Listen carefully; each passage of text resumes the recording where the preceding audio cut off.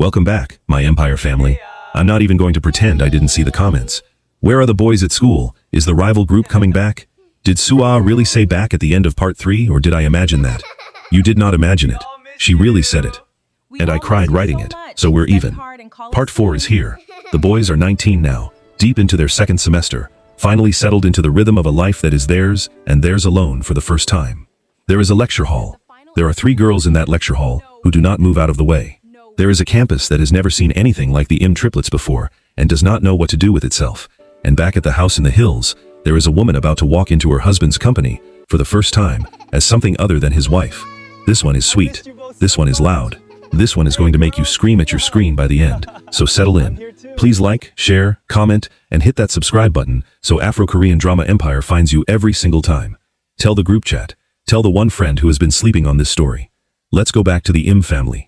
The university occupied a hillside campus on the northern edge of the city, old stone buildings beside glass ones, cherry trees that had gone from bare to riotous in the space of 2 weeks, and a population of several thousand students who had, within the first month of the semester, organized their entire social understanding of the place around 3 specific facts.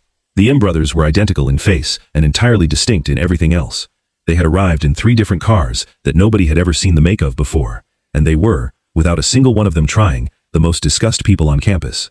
Taeyoon walked across the quad on a Tuesday morning with his bag over one shoulder and his expression at its usual baseline of contained assessment, and 3 separate clusters of students stopped talking as he passed and resumed talking at a noticeably higher pitch the moment he was 10 feet beyond them. He was aware of this. He had been aware of it since the first week. He found it neither flattering nor especially interesting, which was its own kind of remarkable, given how most 19-year-olds responded to that particular attention. Jun-so, walking the opposite direction with his football kit bag and the loose, easy energy of someone who had already made 40 friends and intended to make 40 more, waved at people he barely knew, with the specific warmth that made strangers feel chosen. 3 girls from his economics class detoured slightly to walk past him. He did not appear to notice this was a detour. He simply said good morning to all 3, with the same wide grin he gave everyone, and all 3 nearly tripped over the same patch of perfectly flat pavement. Hajin moved through campus the way he moved through everything, quiet and unhurried, a book under one arm, his eyes taking in considerably more than his face let on. He attracted a different kind of attention than his brothers, less immediate and more accumulating. The kind that built slowly, as people noticed the specific stillness of him, the way he answered questions in seminar, with answers that were short and precise, and somehow always the thing the professor had been hoping someone would say. The girls of the university had organized themselves, by the end of the first month, into a rough and widely understood hierarchy of who had spoken to which brother, who had been spoken to first, and whose attempts had been politely and completely deflected. Jun-so deflected the most, because Jun-so talked to everyone and therefore appeared, to the untrained observer, to be available to everyone, when in fact he was simply incapable of being unkind to a person who approached him with warmth.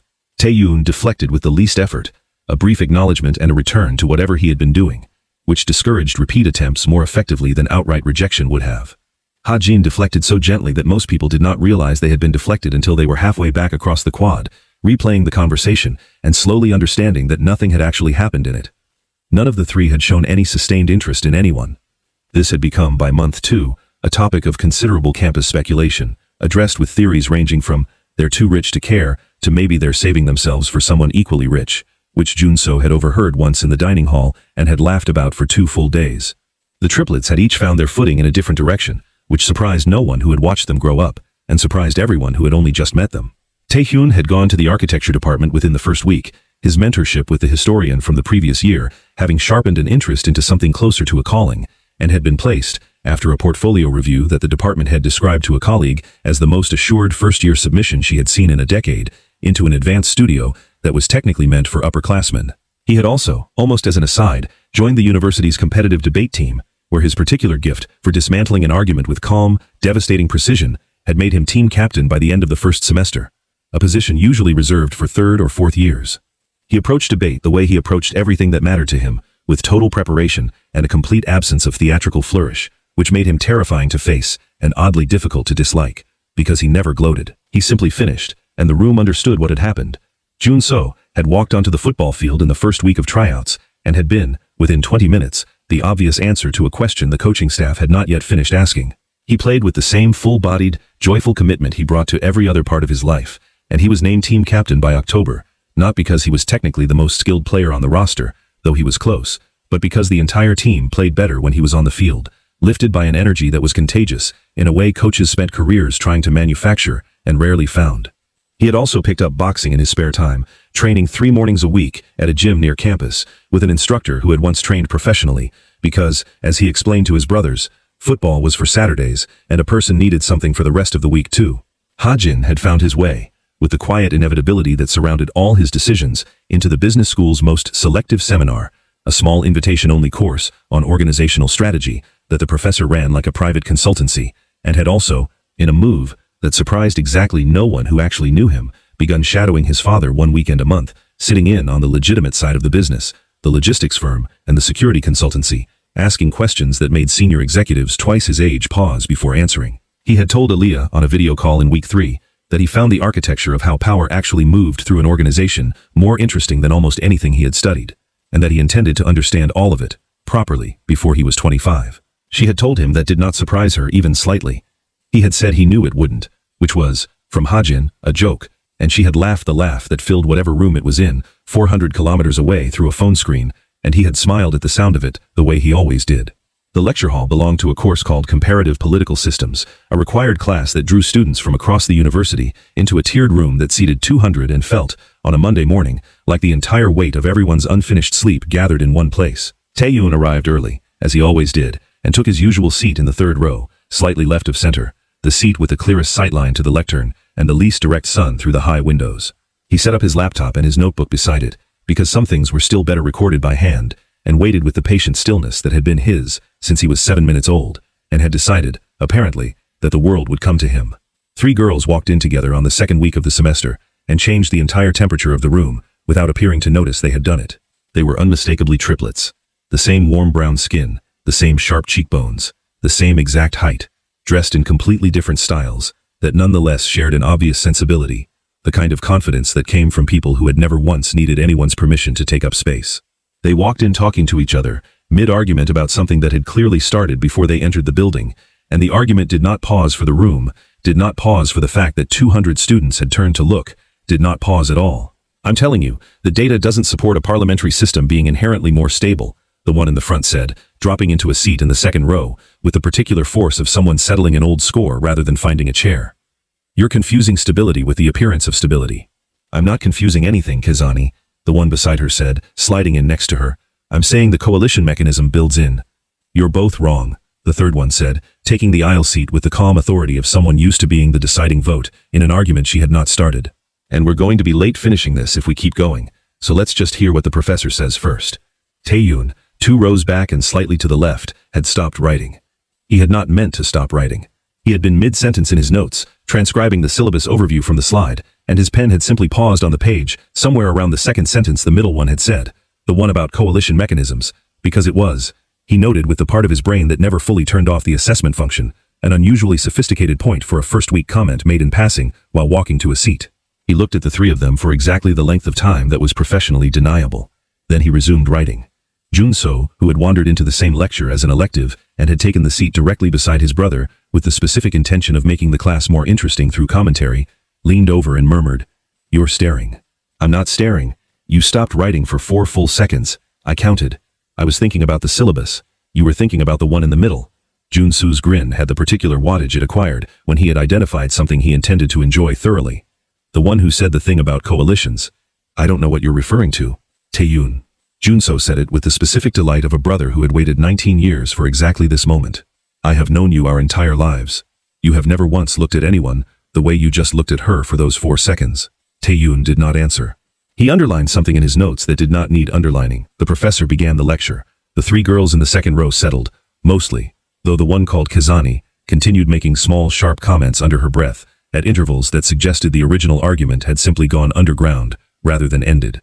Tae-yoon, against his own explicit instructions to himself, found his attention returning to the middle one more often than the material strictly required.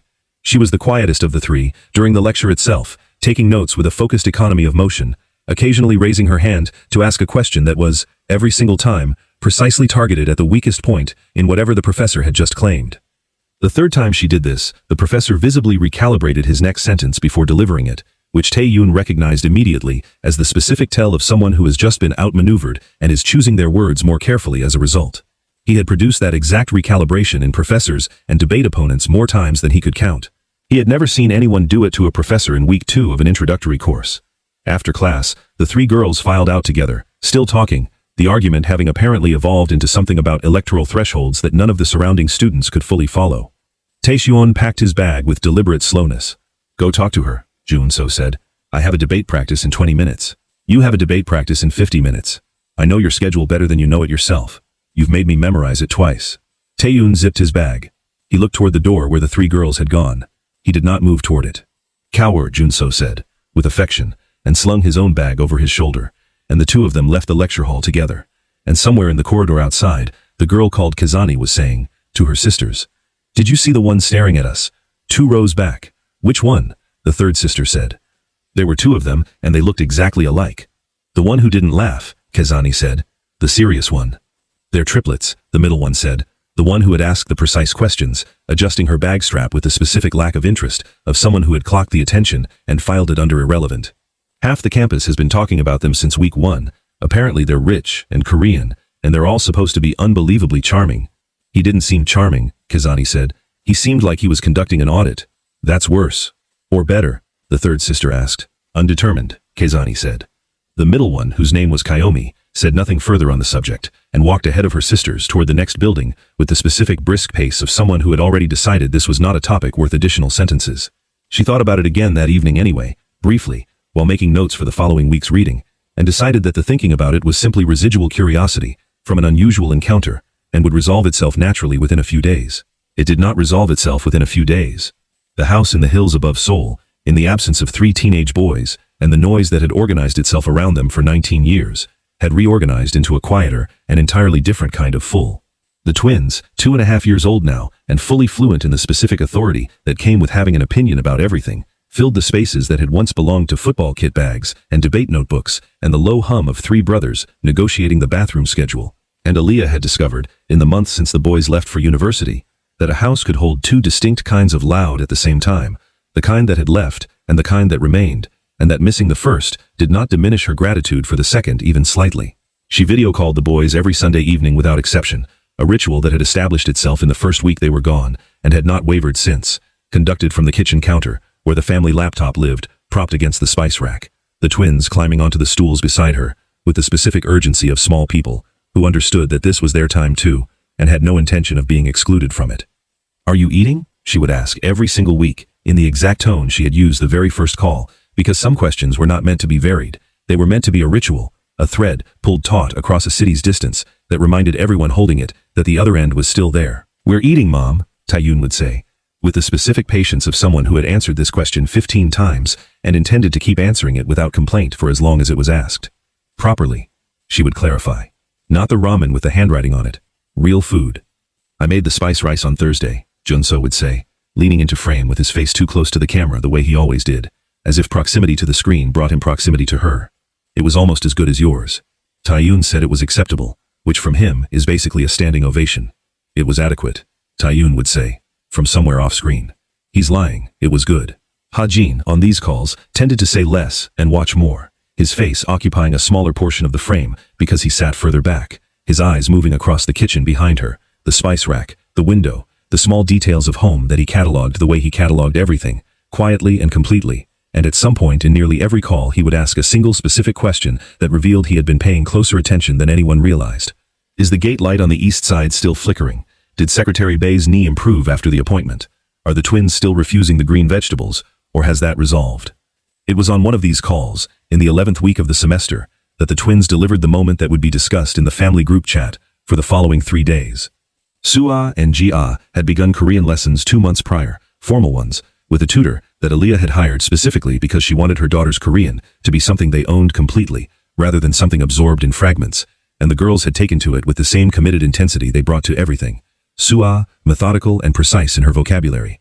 Ji-ah, enthusiastic and occasionally inventive with grammar, in ways that made the tutor laugh more than correct. On the Sunday call in week 11, Sufa, perched on her stool with her chin nearly at counter height, looked at the screen where all 3 brothers had crowded into frame to wave, and said, with the clear, deliberate pride of someone deploying new vocabulary for the very first time in front of an audience that mattered, "Oppa." The screen went still.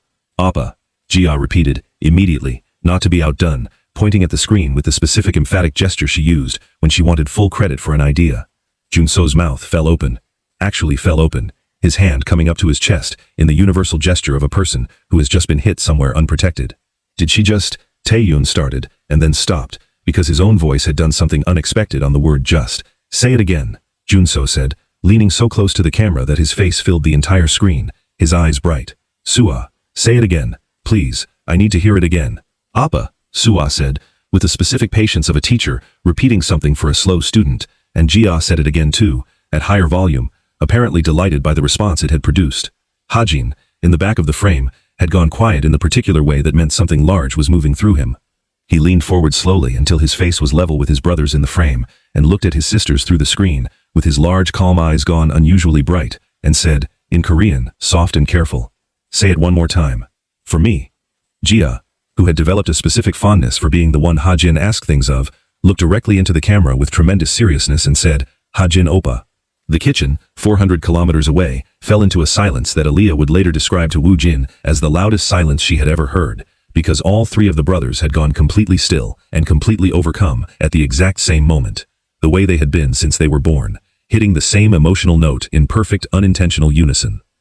Junso recovered first, because Junso always recovered first, and what he recovered into was full, unrestrained, gleeful noise, a sound that was half laugh and half something with considerably more weight underneath it. Okay, that's it. I'm coming home this weekend. I don't care if I have practice. I need to hold both of them immediately. You have a match Saturday, Taeyun said, his own voice still not entirely steady. I'll come home after the match.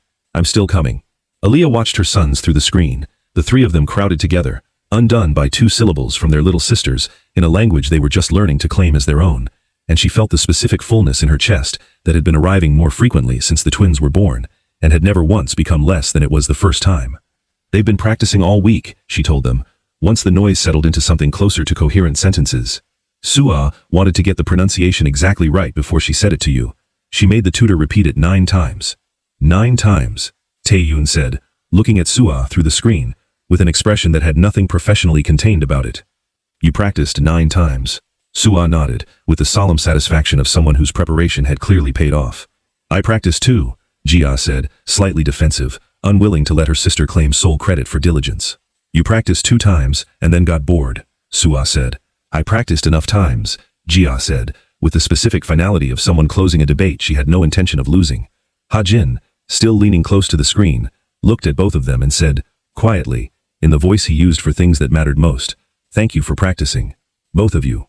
However many times it was. The call ran 20 minutes longer than usual that evening, and ended, as it always did, with all 3 boys saying goodnight to the twins, individually, by name, and the twins saying goodnight back, and Aaliyah closing the laptop afterward and sitting in the quiet kitchen for a moment, feeling the specific warmth of a family that had learned, across 2 continents worth of distance and 19 years worth of history, exactly how to hold itself together. Woo Jin had appeared in the kitchen doorway partway through the call, as he often did on Sunday evenings, leaning against the frame with his arms crossed, watching his sons through the screen with the open, unguarded expression that the house alone produced in him. He had not said anything during the Appa moment. He had simply pressed his hand briefly over his mouth and looked, for several seconds, like a man experiencing something too large for the room to contain. You heard all of that, Aaliyah said, once the call had ended. I heard all of it, he said. You're going to need to compose yourself before Monday, she said. You have a board meeting. I'm aware, he said, and crossed the kitchen, and pulled her against him, his chin resting on top of her head, and they stood there for a moment in the quiet house, the twins already drifting toward the living room, to resume whatever elaborate game they had paused for the call, and he said, into her hair, did you know they were planning that? I had a suspicion, she said. I didn't ask for details. I wanted it to land the way it landed. It landed, he said. It landed, she agreed. Monday morning, the company headquarters occupied the upper 12 floors of a glass tower in Gangnam, the legitimate face of an empire that ran on precision and discretion in equal measure. And Aaliyah stood in the marble lobby at 8 in the morning in a deep emerald wrap dress, fitted at the waist and falling in soft folds over her full curvy figure. Her natural hair pulled into the elegant twisted updo she had practiced twice the night before until it sat exactly right, and felt, for the first time in longer than she could remember, the specific nervous energy of a first day. It had been her decision, made over several months of quiet consideration and one direct conversation with Woo Jin in his study that had started with her saying, I want to do something that's mine, separate from the house, separate from being your wife, something that uses what I'm actually good at, and had ended with him agreeing within minutes because he had, in fact, been waiting for exactly this conversation for the better part of a year. You run a household of 7 people and an extended staff, with more efficiency than most of my division heads run their departments, he had told her. You've been doing the job already. I'd just like to pay you for it somewhere other than in love and gratitude. She had laughed at that, the real one, and had said she wanted to start somewhere specific, the Community Relations and Cultural Integration Division, a small department that handled the company's relationships with its international partners and its growing roster of foreign employees, a department that had existed on paper for years and had never quite found its footing, because, as she had told him, she knew exactly what it felt like to walk into a country, and a culture, and a language that did not automatically make room for you, and she thought she could build something there that mattered. He had agreed.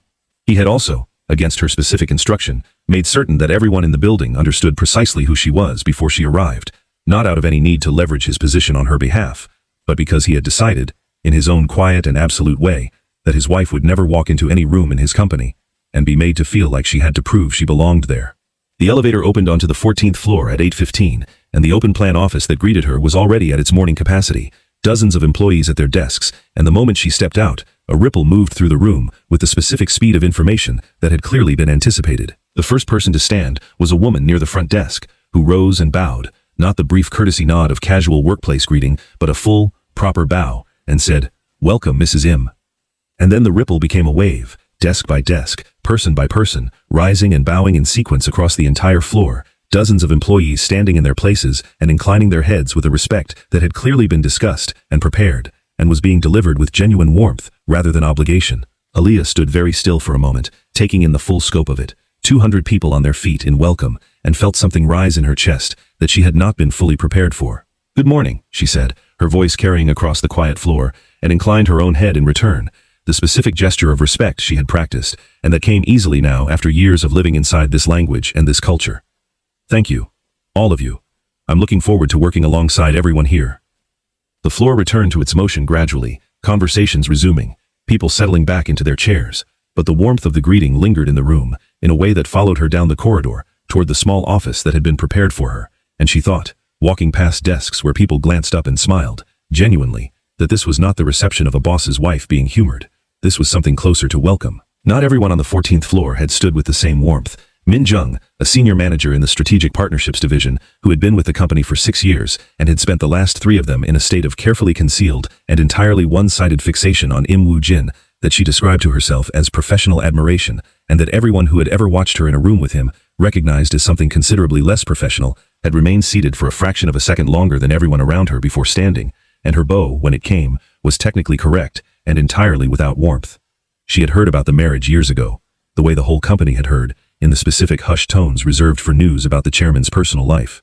She had told herself, at the time and in the years since, that it did not matter, that proximity to him in meetings and projects was its own kind of relevance, that whatever happened in his private life had no bearing on whatever she had built for herself inside this company. She had told herself this with diminishing conviction every time she found a reason to walk past his office, every time she volunteered for projects that required direct reporting to him, every time she had, in the privacy of her own apartment, imagined a version of events that did not include the woman she had only ever seen in a handful of company event photographs.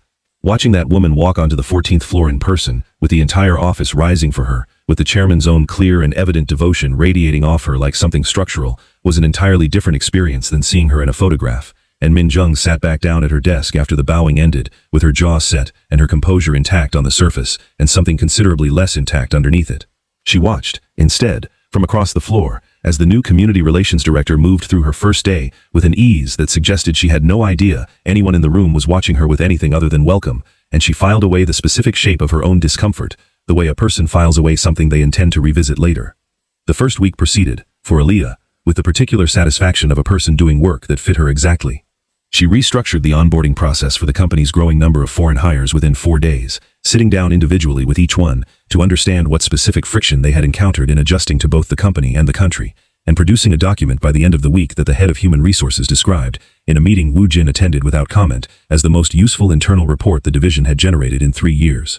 She had lunch on Thursday with 3 of the company's junior foreign employees, a young man from Nigeria, a woman from Vietnam, and a man from Kenya, all of whom had been hired in the past 18 months, and all of whom had separately told her, in the careful, slightly surprised tone of people who had not expected anyone in leadership to actually ask, that the hardest part of working here had nothing to do with the work itself, and everything to do with the specific loneliness of being the only person in a room who looked like them, who spoke their first language, who understood the particular weight of small daily things that no one around them thought to notice. She understood that loneliness completely. She built, over the following weeks, an entire program around dismantling it. Woo Jin found her in her office on Friday evening, the floor mostly empty, the city beginning to light up gold through the windows behind her, and stood in the doorway for a moment, watching her work before she noticed him. "How was the first week?" he asked, though he already knew, because he had heard from 3 separate department heads by Wednesday, that the new community relations director was, in the words of one particularly understated executive, exceeding expectations to an uncomfortable degree. "Good," she said, looking up. "Really good." She closed her laptop. "I forgot how much I like this. Not the house. I love the house. I love our life there. But this specific feeling of building something that's just mine." "You've earned every part of it," he said, crossing the office, and she stood and met him halfway, and he held her for a moment in the quiet golden light of the office, his chin against her hair, and said, "The whole building is talking about you. Good things, I hope." "Mostly good things," he said. She pulled back slightly and looked at him. "Mostly," he told her. Then, with the careful economy of a man who did not enjoy delivering information that might worry his wife, and had decided the better course was simply to be direct about it, that he had noticed Min Jung's reaction at the welcome, that he had clocked it the way he clocked everything in rooms he controlled, and that he wanted Aaliyah to be aware of it, not because it concerned him in any operational sense, but because he had learned, across 2 years of marriage, that the things that affected his wife mattered enough to mention, even when they were small. "I noticed her too," Aaliyah said. "The one who sat a second too long." "You noticed?" "I notice everything, Woo Jin. I raised 3 teenage boys who had a notebook about evicting maids. I notice everything," she said it lightly, but there was a thread of something underneath it, an old, familiar wariness that came from years of being assessed by people who had already decided what category to put her in before she opened her mouth. "She's not a threat to anything," Woo Jin said, with the specific certainty that came from a man who had never once, in 2 years, given his wife a single reason to doubt where his attention lived. "I want you to know that clearly, in case you were carrying any version of a worry about it." "I wasn't worried," Aaliyah said. "I was just noticing." She looked at him for a moment. "But thank you for telling me anyway, that matters." He claimed her lips already lustful in the warmth in her eyes, and Aaliyah snickered in his mouth. He lifted her onto the table in her office, kissing her deeply, and she was deeply lustful for this man she had fallen so deeply for. She didn't care about anything else. She didn't care if anyone was coming into the office. She wanted him to do more to her. "Want to make more babies?" Woo Jin asked with a devilish smile, and Aaliyah tapped out immediately, arranging her dress. She had been running away from that, and this man knew how to threaten her with it. "I don't like you," Aaliyah said, and he laughed at her childishness. He kissed her forehead, and they left the office together, and across the empty floor, in the dimmed light of the strategic partnership section, Min Jung sat at her desk, pretending to finish an email she had actually finished 20 minutes earlier. Watching the chairman and his wife walk to the elevator together, with the specific, unhurried ease of 2 people who had never once doubted each other, and felt the particular bitterness of a person watching something she had wanted for years belong, completely and unshakably, to someone else. The semester moved forward at university, with the specific velocity of a system finding its rhythm, and the lecture hall on Mondays and Wednesdays became, without anyone officially declaring it so, the place where Taeseun's week organized itself around 40 minutes of trying not to be obvious about where his attention went. He had learned her name by week 3, Amy. He had also learned, through the particular intelligence-gathering network that existed on every campus, and that Jun So had access to through sheer force of having befriended literally everyone, that she was pre-law, that she had come from Houston originally, that her family had moved to Seoul 4 years prior, when her father took a position with an international firm, that she and her 2 sisters, Kazani and the third one, Kamari, had grown up moving between countries, and had developed, in response, the specific armor of people who had learned not to need anyone's approval, to feel like they belonged somewhere. He had also learned, mostly through observing her directly, rather than through Jun So's network, that she was formidably, almost unfairly intelligent, that she argued with the specific precision he recognized, because it was the same precision he brought to debate, that she did not laugh easily, but that when she did, it was sudden and complete, the kind of laugh that surprised even her, and that she had not, in 3 weeks of his careful and entirely covert attention, shown any sign of having noticed him noticing her. This last fact bothered him more than he would have expected. He approached her, finally, in week 4, after a lecture in which the professor had posed a particularly thorny question about electoral system design, and Kaomi had answered it with an argument so clean and complete that Taeyeon had found himself, for the first time in longer than he could remember, genuinely impressed by someone who was not a member of his own family. He waited until the lecture ended, until her sisters had drifted ahead toward the door, still mid-argument about something unrelated, and fell into step beside her with the deliberate, unhurried pace he used for things that mattered. "That was a good answer," he said. The point about coalition incentive structures, most people in this class haven't connected that to the comparative case studies yet. She glanced at him, taking him in with the specific brief, complete assessment he recognized because it was identical to the one he gave people himself. Thanks, she said. Not unfriendly. Not warm either. The flat, even tone of someone accustomed to compliments and unmoved by them. You're pre-law. I am. I noticed you ask good questions. I notice you stop writing whenever I talk, she said, and kept walking. Taeyun's step did not falter, though something in his chest did. I'm taking notes on the lecture content. Sure, she said, with a specific dry inflection that suggested she did not believe this, even slightly, and had no intention of pretending otherwise to spare his feelings. Look, I know who you are.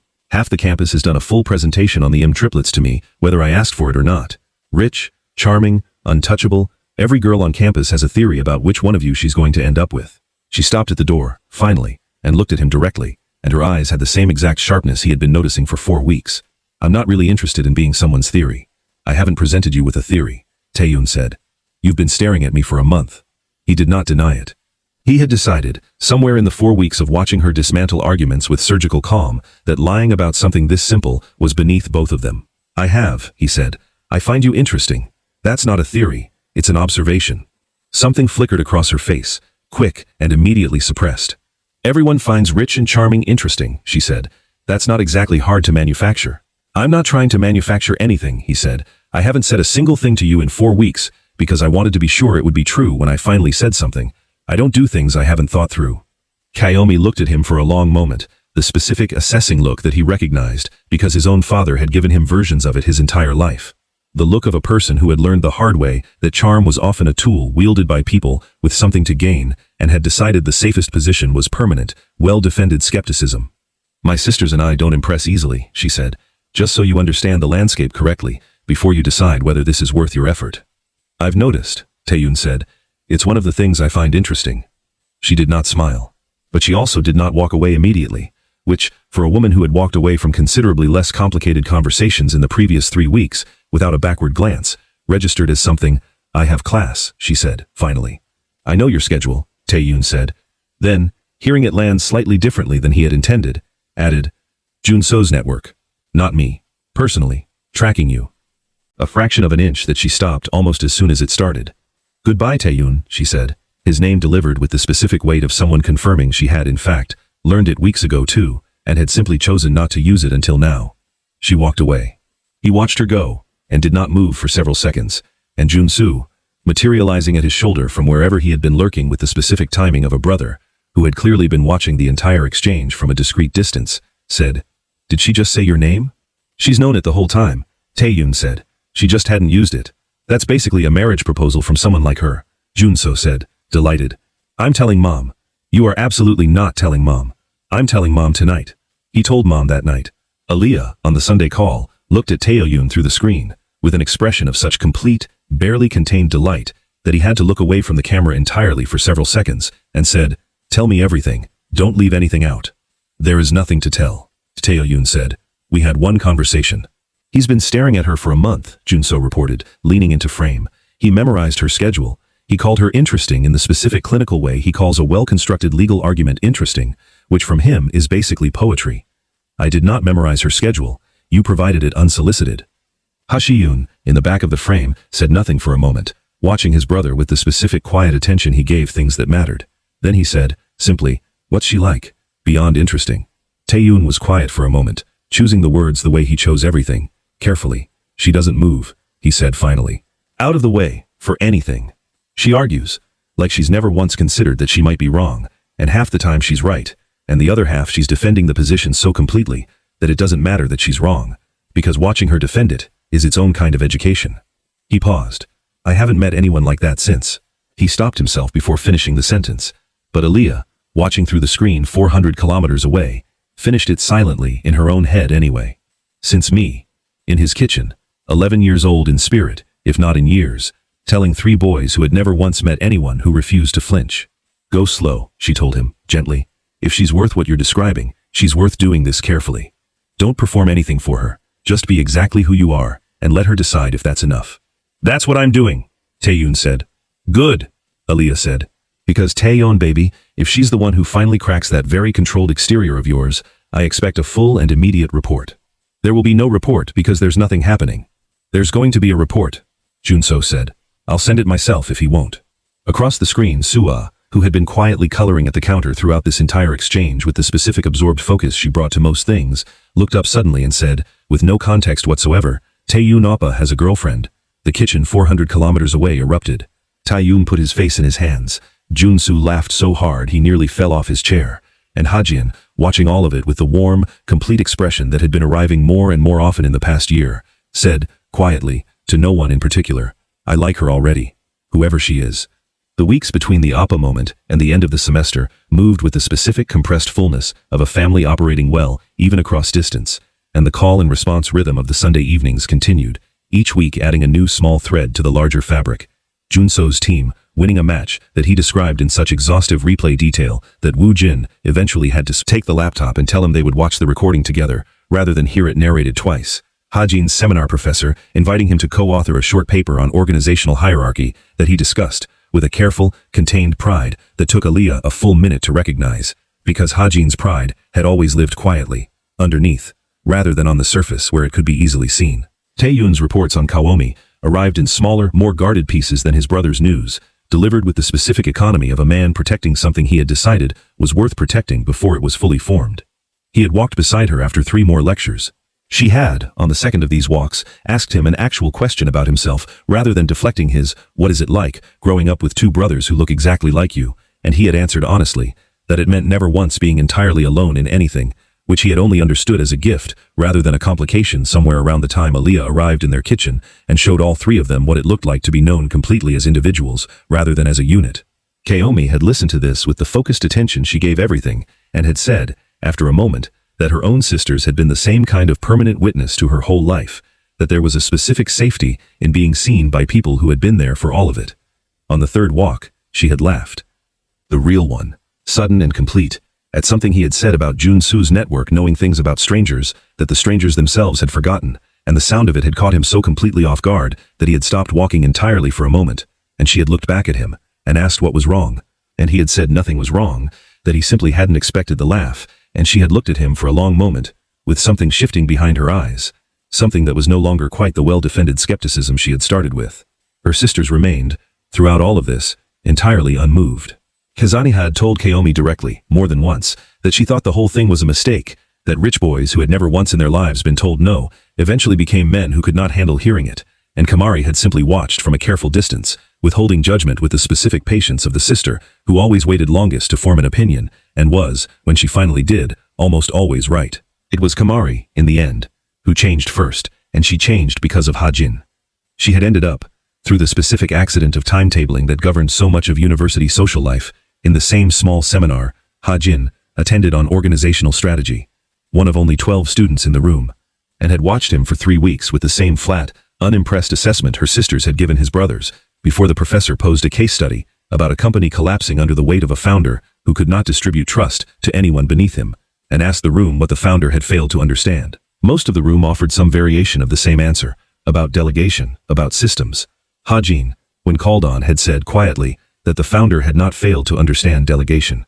He had failed to understand that control and love were not the same instrument, and that he had spent so long trying to protect the company by holding every decision himself that he had never given anyone inside it room to prove they could be trusted with something real, and that businesses, like families, did not survive on control. They survived on people being given the chance to show they deserved trust, and then being trusted completely once they had. The room had been quiet for a moment after that.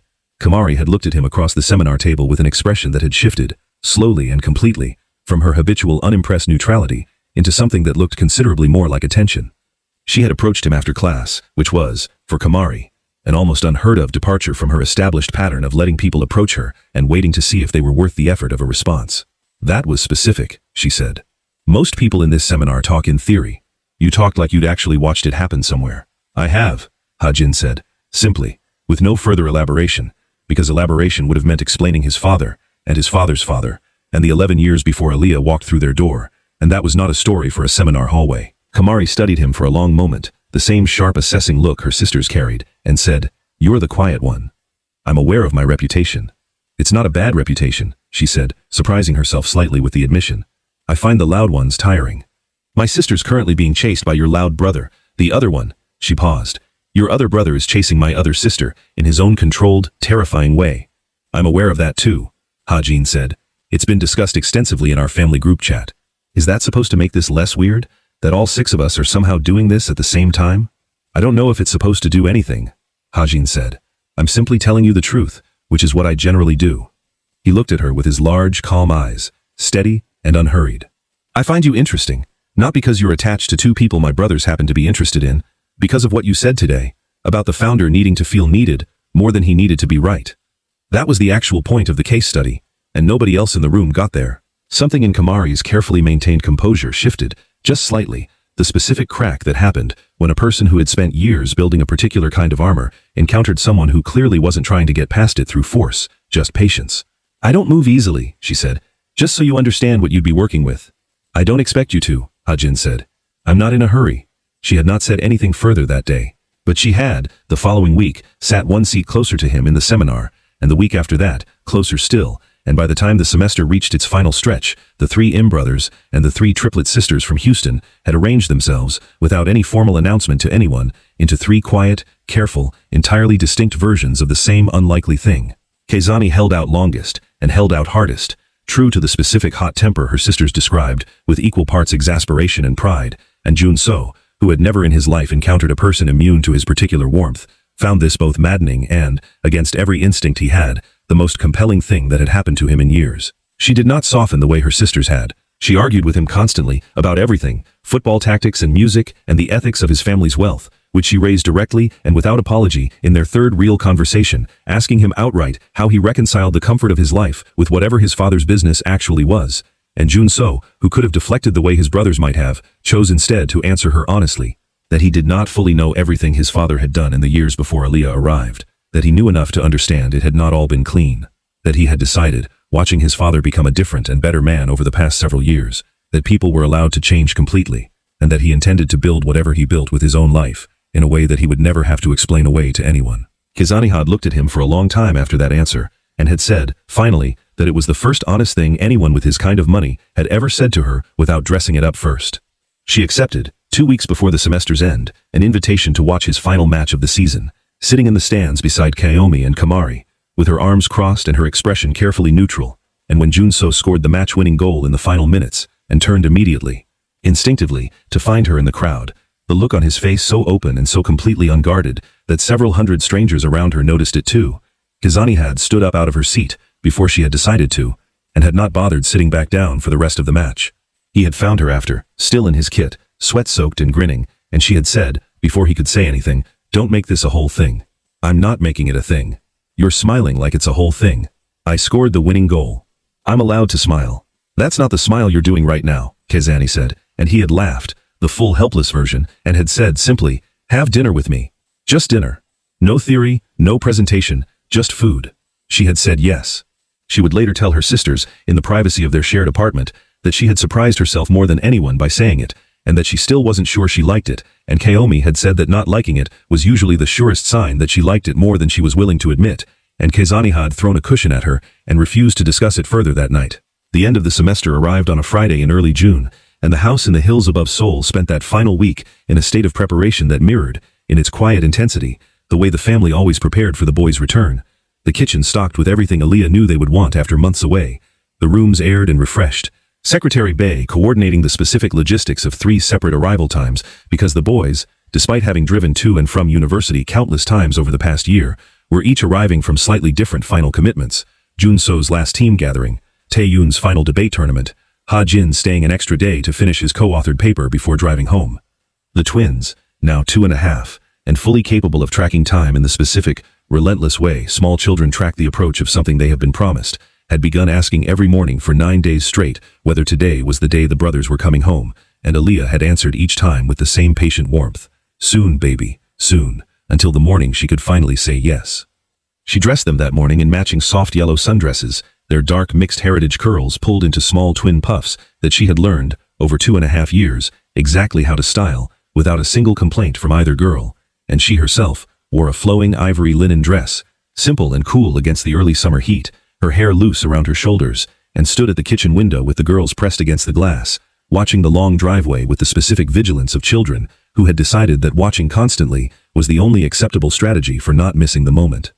Taeyun's car came first, the sleek black line of it turning up the drive just after 11 in the morning, and the moment its engine became audible, both girls were moving, small bare feet against the marble floor, the front door already being pulled open by Suah, with the specific determined strength of a 2.5-year-old who had been waiting 9 days and had no intention of waiting 1 second longer than necessary. "Taeyun oppa," Suah screamed, the word delivered at a volume that would have made the tutor proud, and that carried clear across the front lawn, and she was running before the car had even fully stopped, her small legs moving as fast as they could carry her. Jiza close behind her, both girls shrieking with the specific delighted abandon that only small children chasing someone they love can produce. Taeyun had barely gotten the car door open before Suah hit him, full force, wrapping both arms around his legs, with a kind of grip that suggested she intended to never release him again, and he laughed, the real one, sudden and full, and scooped her up in one motion, holding her against his chest as Jia arrived a half-second later and was lifted with his other arm, both girls talking at once, in a torrent of Korean and English mixed together, about 9 days of accumulated news that needed to be delivered immediately and without any particular order. "You came back," Suah said, pressing her small hand against his cheek, checking, the way she always checked, that he was real and present and not a screen.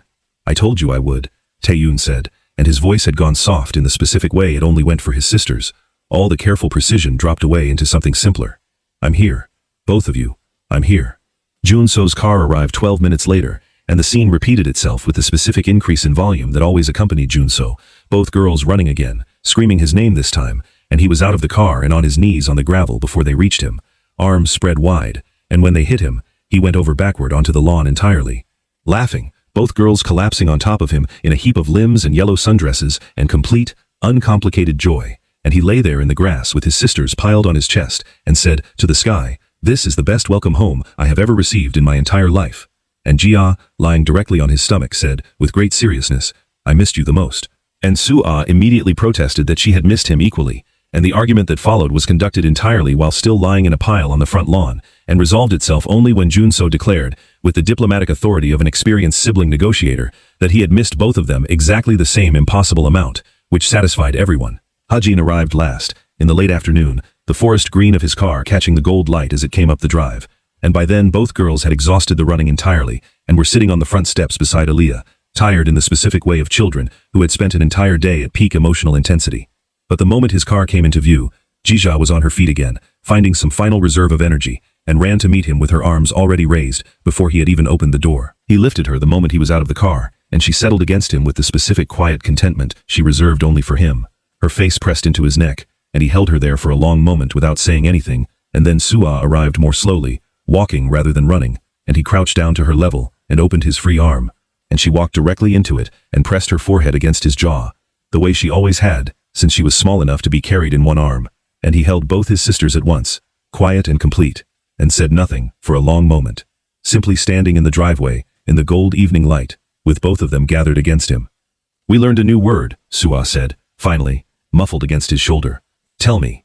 "Bogo shipeo," she said, carefully, the way the tutor had taught her, and Jia repeated it too, both of them delivering the new phrase with the same careful pride they had brought to Oppa weeks earlier. Hajin went very still.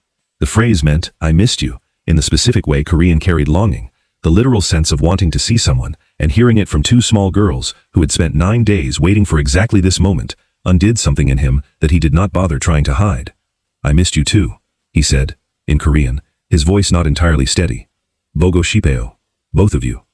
Every single day." Aaliyah, watching from the steps with Woo Jin who had come out to stand beside her, felt the specific fullness rise in her chest that arrived every single time this family demonstrated, without trying, exactly what it had become. "They've been counting down," she told him quietly, "every morning for 9 days. "I know," he said. "Junso told me. He's been getting the daily countdown reports, same as you." He watched his sons across the lawn, Taishu now setting Suah down so he could properly greet his father, Junso still lying in the grass with Jia, perched on his chest, Hajin holding both girls in the gold evening light, and the open, unmanaged expression on his face was the one the house alone produced. "I never thought I would have this," he said, quietly, mostly to himself. "Any of it." "You have it," Aaliyah said, slipping her hand into his. "All of it, forever." The week home settled into the specific warm rhythm that the family had built over years, the kitchen full again, the boys taking over the dinner preparation in rotation, the way they had since they were old enough to be trusted with knives, the twins following whichever brother happened to be cooking, with the specific devoted attention of small shadows, And on the third evening, after the girls were down and the house had gone quiet in its particular late evening way, Aaliyah gathered the whole family at the kitchen table, including Secretary Bey, who had been invited specifically, and had arrived in his good cardigan with the slightly anxious bearing of a man who suspected something significant was about to happen, and was uncertain whether to be excited or alarmed. "Sit," Aaliyah said. "I want to talk about your mother's memorial." The table went quiet in the specific way it always went quiet around this particular subject, not from discomfort, but from the careful attention the family had learned to give anything connected to the woman who had come before, who would always be specific and irreplaceable, and present in the shape of all three of her sons. "It's been a year since we did anything formal," she continued. "I know you each visit on your own. I know the date matters in your own private ways. But I want to do something together this year. All of us, including the girls." Ha-jin looked up at this. "The girls have never been." "I know," Aaliyah said. "I think it's time. They're old enough to understand the shape of it, even if they don't understand all of it yet, and I think she would want to know them. I think she'd want them there." She looked around the table at her sons. "I'd like to bring flowers, each of us, something we choose ourselves, not arranged by anyone else. I'd like each of you to say something, if you want to, or say nothing, if that's what you need. And I'd like to be there too, not instead of her, never instead of her, just beside her, the way I've tried to be beside all of you." Tae-yoon was quiet for a long moment, his jaw working the specific way it worked when something moved through him that he was deciding how much to show. "I'd like that," he said, finally. Junso nodded, his usual easy expression replaced by something quieter and more solid. Ha-jin looked at Aaliyah for a long moment, his large, calm eyes steady. "She would have liked you," he said. "I've told you that before. I mean it more every year that passes." They went on a Saturday morning, the whole family together, Woo-jin driving the lead car with Aaliyah beside him, and the twins in the back, the three boys following in their own cars. A small procession moving through the quiet outskirts of the city, to the cemetery, where Im Soo-jin had rested for 13 years. The morning was clear and warm, early summer light falling soft through the trees that lined the path, and the family walked together toward the modest, well-kept grave, each of them carrying flowers they had chosen themselves. Tae-seun had brought white chrysanthemums, traditional and exact. Junso had brought a bright, warm arrangement of sunflowers that he explained, when his father glanced at the unconventional choice, had been because he remembered, from photographs, that his mother had always seemed to be smiling in pictures taken outdoors in summer, and he had wanted to bring her something that matched that.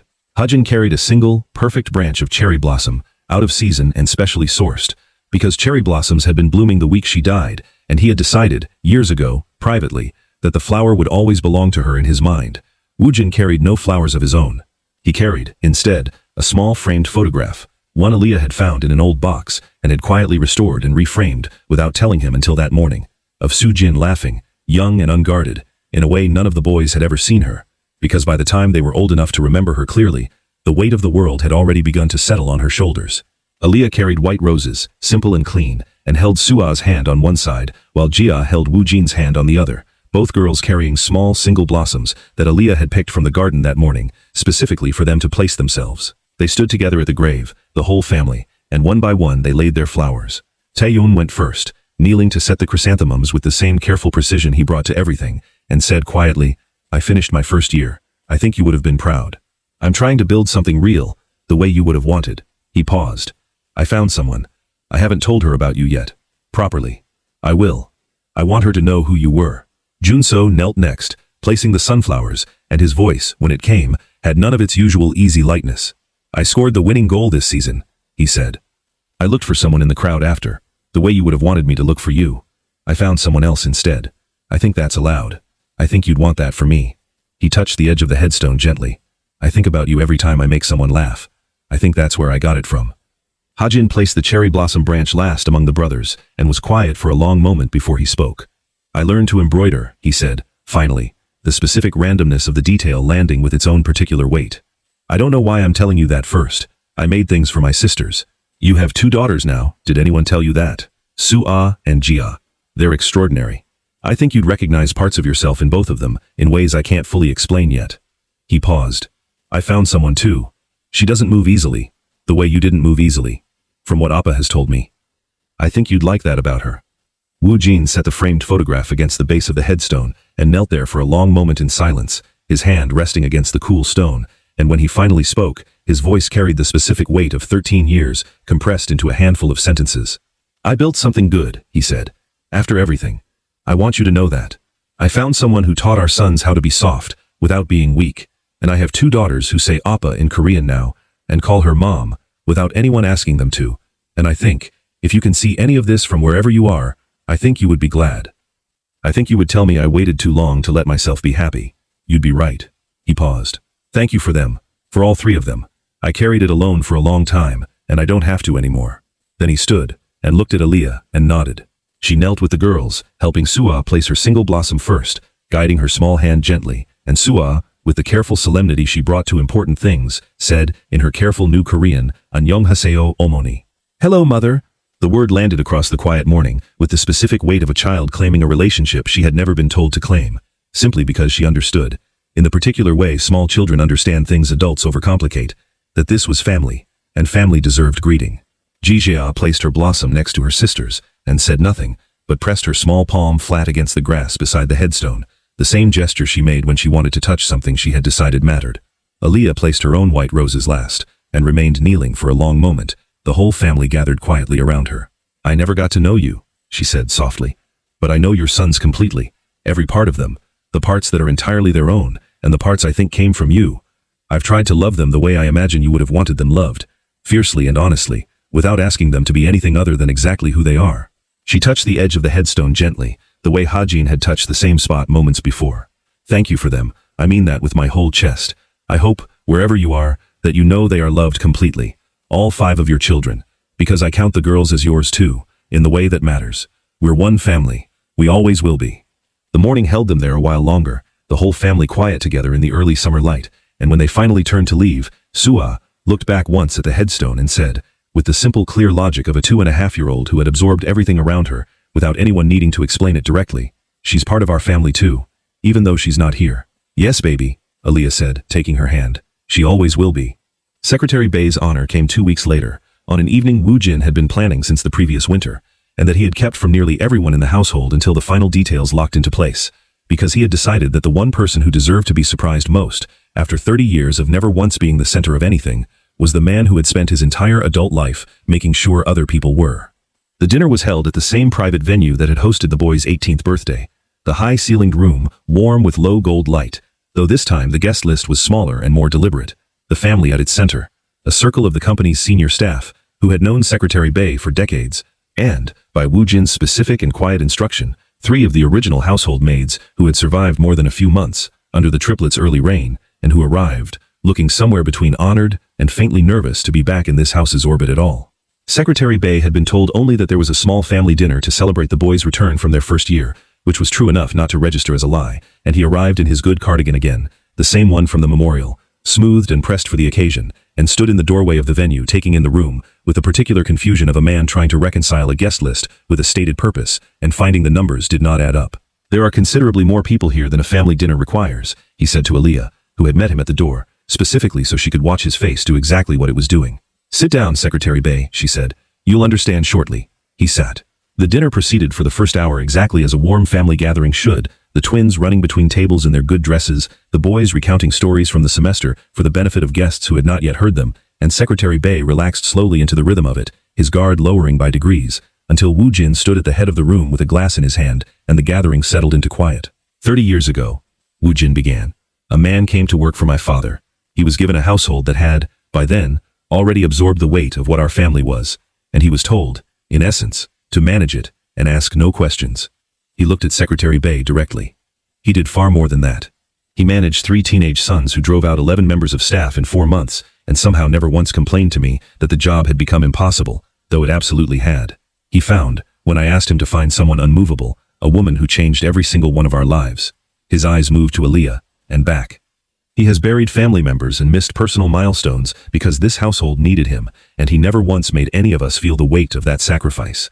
He simply kept showing up.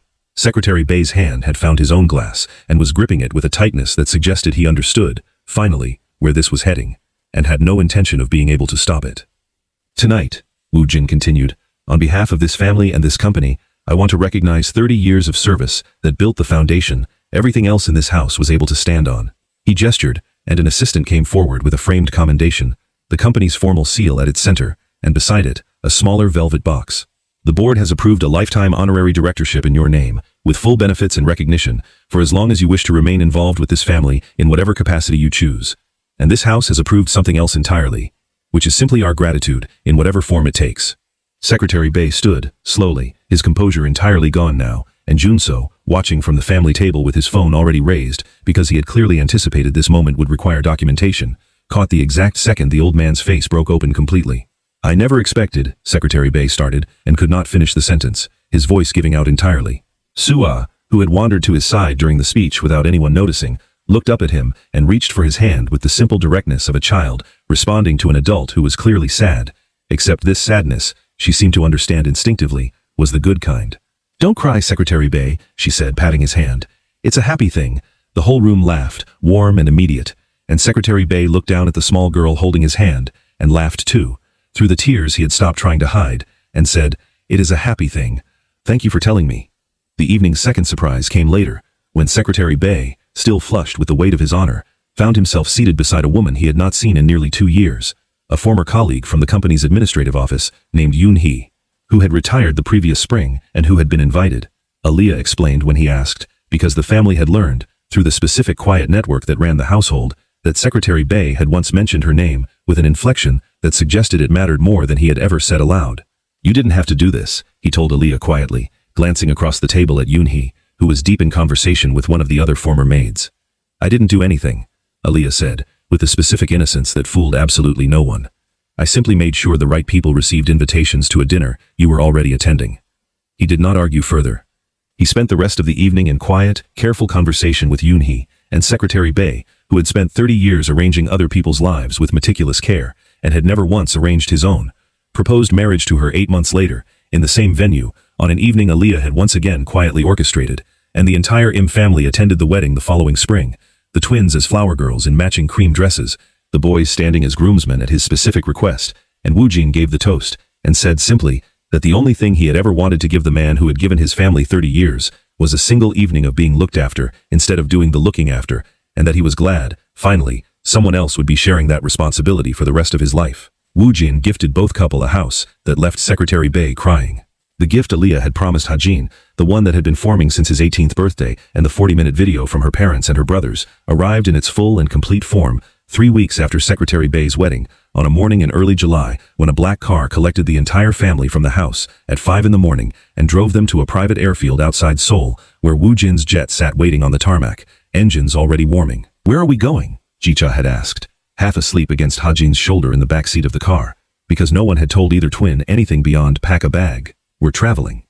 "You'll see," Hajin said, and his voice had a quality to it that Aaliyah recognized immediately, the careful, contained excitement of a person who knew exactly what was coming, and had decided not to spoil a single second of it. They had not flown to Hajin's destination, however. They had flown the opposite direction entirely, west across the ocean toward Atlanta, because the gift, in its final and truest form, had never been about sending Hajin home. It had been about bringing home to him and to all of them. And Woojin had spent the better part of 3 months quietly arranging exactly that, sending his own jet to collect Aaliyah's parents and her 2 younger brothers and fly them, for the first time in either of their lives, across an ocean to a country they had only ever seen through photographs and video calls. Aaliyah had not been told. This had been the one piece of the plan Woojin had kept entirely to himself, working with Hajin in quiet coordination over months, the two of them building the surprise together with the specific patient thoroughness that defined everything Hajin touched. And when the family jet landed in Seoul rather than continuing toward Atlanta, and Aaliyah, confused, asked why they had stopped, Woojin had simply taken her hand and led her toward the private terminal lounge, and through the glass doors, she had seen them, her mother and father, standing with her 2 brothers, all 4 of them having flown in on a separate jet that had landed an hour earlier, specifically so they could be there waiting when the family arrived. Aaliyah had not made it more than 3 steps into the terminal before her composure failed entirely, and she crossed the remaining distance at something closer to a run, and her mother, seeing her, did the same, and the 2 of them met in the middle of the terminal floor, in an embrace that contained 3 years of phone calls and video chats, and every single thing that distance could not fully carry across an ocean. "You're here," Aaliyah said, into her mother's shoulder, her voice breaking entirely. "How are you here?" "Ask your husband," her mother said, laughing through her own tears, pulling back to look at her daughter's face properly.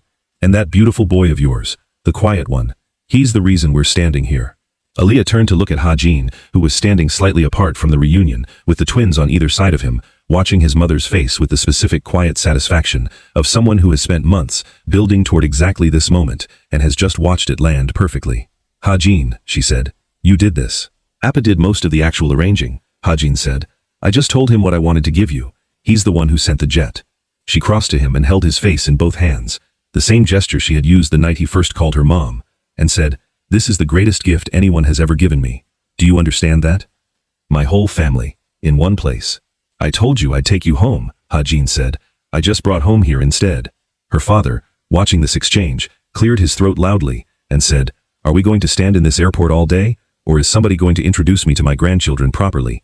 And Sua and Jia, who had been watching the entire reunion with the specific solemn fascination of children encountering relatives they had only seen on a screen, looked at each other and then ran toward him without any further prompting needed, because grandchildren, it turned out, required very little formal introduction to understand exactly who belonged to them. The 2 weeks that followed were, by unanimous family agreement afterward, among the best of their lives. Aaliyah's parents and brothers stayed in the house in the hills, the twins absolutely refusing to let their grandmother out of arm's reach for the first 3 days. Aaliyah's father and Woo-jin discovering, somewhat to everyone's surprise, an easy rapport built around a shared dry sense of humor that neither had displayed much of before, and Aaliyah's brothers, both in their 20s now, immediately attaching themselves to the triplets with the specific instant camaraderie of young men who recognized kindred chaos when they saw it. Jun-so, in particular, declaring within the first day that he had found his American soulmates. They cooked together every evening, Aaliyah's mother taking over the kitchen, with the easy authority of a woman who had taught her daughter everything she knew, and was delighted to discover how much of it had survived the journey across an ocean. And on the 4th evening, standing at the stove beside Aaliyah's mother, while the whole house filled with the smell of her spice blend, Ha-jin had said, quietly, This is what the kitchen smelled like the first week she came to us. I never told her, but I used to come down at night just to stand in it. Aaliyah's mother had looked at him for a long moment, and had reached over and touched his face the same way her daughter did, and said, You're hers completely. I can see that. I'm glad she found all of you. They visited the memorial again during that visit, Aaliyah's mother insisting on it once she understood the significance, and she had stood at the grave of a woman she had never met, and said simply, Thank you for the part of your sons that made room for my daughter. I hope you know she has loved them the way I raised her to love, completely, and without holding anything back. Before they left, on the final evening, Woo-jin had taken Aaliyah's father aside on the terrace, the city spread out gold and glittering below them, and had said, with the particular formal weight he brought to things that mattered, that he had wanted, for 3 years, to properly thank the man who had raised the woman who had walked into his house and rebuilt every single thing in it that had been broken, and that he intended to make sure this would not be the last visit, that the jet would be available whenever the family wanted it, for as long as he was breathing. Aaliyah's father had looked at him for a long moment, and had said, Finally, you take good care of my daughter. Every single day, Woo-jin said, for the rest of both our lives. The family that gathered for dinner on the last night before the visit ended numbered 11, the boys home from university for the summer break that had just begun, the twins underfoot and overjoyed, Aaliyah's parents and brothers at the center of a table that had, 3 years earlier, belonged to 4 people learning to become a family, and now belonged to all of them, completely. It was the final ordinary perfect week before everything changed. The morning it happened was, in every way that mattered, exactly like 100 mornings before it. Aaliyah's parents and brothers had flown home 4 days earlier, the house settling back into its slightly quieter summer rhythm, the boys home and easy and full of plans for the break, and Aaliyah had left the house just after 2 in the afternoon to collect the twins from their summer program, the same drive she made 3 times a week, the same route, the same time, nothing about the day suggesting it would be anything other than what every other Tuesday had been. The family group chat, which had been quiet since the morning's usual round of good mornings, and a photo Jun-so had sent of the twins eating breakfast, with their faces covered in rice, lit up at 4:17 in the afternoon, with a message from Aaliyah's number that none of them, reading it in the seconds and minutes that followed, would ever fully recover from. Help. Someone help me. They took me. I don't know where. The message ended there. No further text came. 3 attempted calls back to her number went unanswered. Then to voicemail. Then, on the 4th attempt, to a tone that meant the phone itself was no longer reachable at all. Tae-yoon saw it first, sitting in his room scrolling through his own phone, and the blood left his face so completely, and so fast, that Jun-so, glancing up from across the room, where he had been only half paying attention, knew something had happened, before Tae-yoon said a single word. What? Jun-so said, already standing. Tae-yoon turned his phone toward him without speaking, his hand shaking in a way none of his brothers had ever seen it shake, and Jun-so read the message once, and then read it again, certain he had misunderstood it the first time, and then was moving, shouting for Ha-jin, shouting for their father, the specific raw fear in his voice, carrying through the entire house, in a way that brought every single person in it running. Woo-jin read the message in his study, standing perfectly still for exactly 1 second, the same 1 second of absolute stillness that had once, years ago, stretched across a foyer, when he first saw a woman standing at the bottom of his staircase with a suitcase, and no idea what she had walked into, and then he was moving too, his phone already at his ear, his voice dropping into the flat, final register that none of his sons had heard directed at anything outside this family in years. "Pull every camera on her route," he said, into the phone, already crossing the study toward the door. "Now, I want the school's gate footage. I want every traffic camera between the house and the program. I want it in the next 4 minutes." Ha-Jin had gone completely white, standing in the hallway with his phone in his hand, rereading the message for what must have been the 10th time, his usual stillness gone entirely, replaced by something coiled and barely contained. "The twins," he said, his voice cracking on the word. "If she was picking them up." He did not finish the sentence. None of them needed him to. Woo-jin was already calling the school directly, his voice carrying the absolute, unbending authority that had once made grown men in his organization step aside without question, demanding to know, immediately, whether his daughters had been collected from the program, by whom, and when, and the seconds that passed, while the line connected and the answer was sought, stretched into something that felt, to every person standing in that hallway, like an entirely different and considerably crueler version of time. Junso had his fists clenched so tightly his knuckles had gone pale, his jaw working, his usual warmth replaced entirely by something dark and absolute that none of his brothers had ever seen on his face before, and when he spoke, his voice was low and flat and carried none of its usual lightness at all. "If this is them," he said, "if this is the people who came before, I will end every single one of them myself." Taeyun, beside him, said nothing, but his expression had settled into the same cold, assessing stillness their father wore in the worst moments. The strategist's mind already working, already cataloging, already beginning to build the only thing he knew how to build when the world came apart, a plan. Woo-jin lowered the phone from his ear, his face a mask of something his sons had only seen directed at enemies, never once at the empty space where his wife should have been. "The twins are safe," he said, and the relief that moved through the hallway lasted exactly as long as it took him to finish the sentence. The school never released them, Aaliyah never arrived to collect them, which meant the message had been sent somewhere between the house and the school, on a route she had driven 1,000 times, on a road that had been, for 3 years, considered safe. "Get the cars," Woo-jin said, and his voice had dropped into something that was no longer the warm, complete father his sons had grown up watching change slowly over the past several years. It was the other version, the one beneath, the one his sons had heard about in fragments and had never once needed to see in full until this exact moment.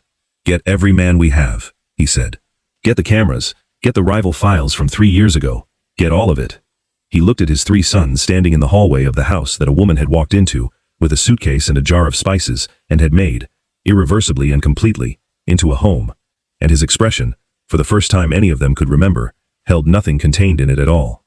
"They have made a mistake," he said, "and I am going to make absolutely certain it is the last one they ever make. Subscribe to Afro-Korean Drama Empire, my Empire family, because part 5 is coming, and it is not going to be gentle. Hit that notification bell.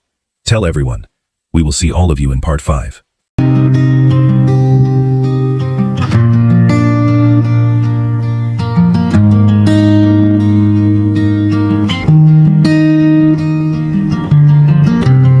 Morning sunlight through the window, laughter dancing in the air, little footsteps down the hallway. Love is waiting everywhere. Different stories, different journeys, different skies we've traveled through. Now we're gathered round one table, making memories brand new. Hand in hand, side by side, no matter where the road may wind. Through every season, through every change, our hearts will always shine. This is home, this is us, built with love, built with trust. Every smile, every tear brings us closer year by year. Different roots, one family tree, growing strong for all to see. No matter where life leads, our hearts together will never be apart. Sunday dinners, shared tradition, stories told before bedtime. Every language, every culture, blends together so divine. When the world feels cold and distant, when the storms begin to start, we find shelter in each other.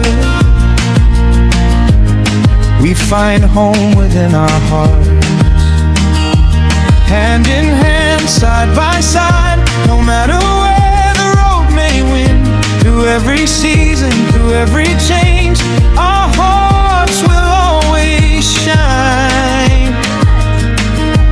This is home, this is us, built with love, built with trust. Every smile, every tear brings us closer year by year.